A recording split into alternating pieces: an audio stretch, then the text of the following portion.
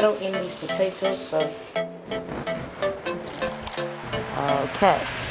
And then perfect. What I loved about growing up in South Africa was the cultural diversity that I was exposed to.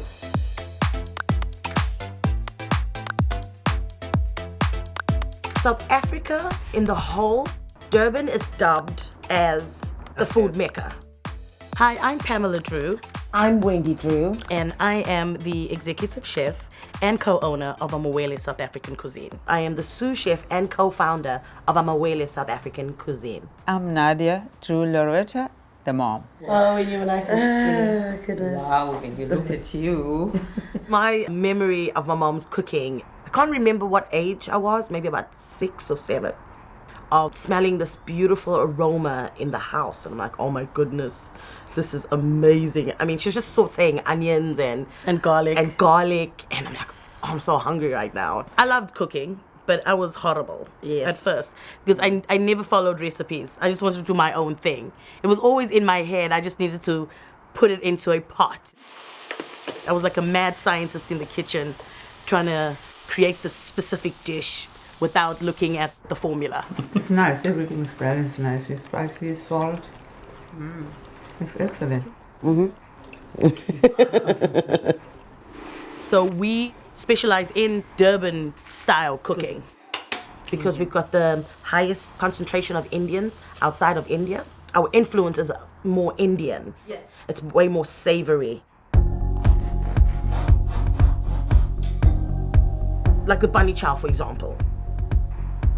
The bread that we use has got the semi-sweetness, and the curry got the savory flavor, and then of course it's going to go with the side of pickling. So you've got these 3 different flavor profiles. Yes, and it's just Such an amazing combination. so the best part of a bunny is using the crust because it acts as a bowl. Just gonna hollow it out and stuff it with curry. So the bread was used to actually contain the curry during apartheid, right? And then they'll just put it over and then wrap it in newspaper. So Pam and I make a post-apartheid bunny chow. So everything is gonna overflow. Some South Africans still make the bunny chow the way it used to be made. Yep, and then you're gonna garnish with your raw chutney. There you have it. Perfect.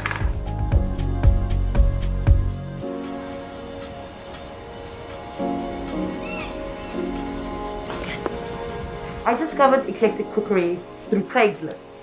I was in search for a place where we could start off Amawele's South African kitchen. There has to be a balance. And we're kind of looking for a kitchen that we could rent out. Okay. So the inspiration to the peri sauce happened because I mistakenly forgot the original sauce that was meant to go into a sandwich that we were selling downtown. And so we started running around thinking, what are we going to do?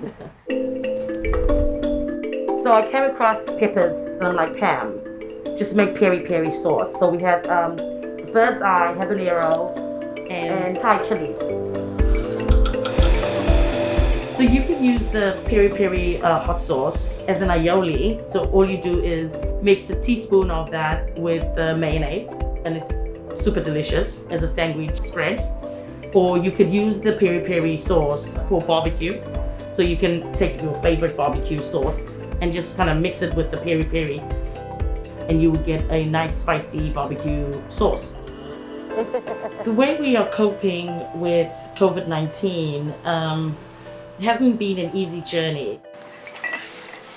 And eventually we had to restructure our business.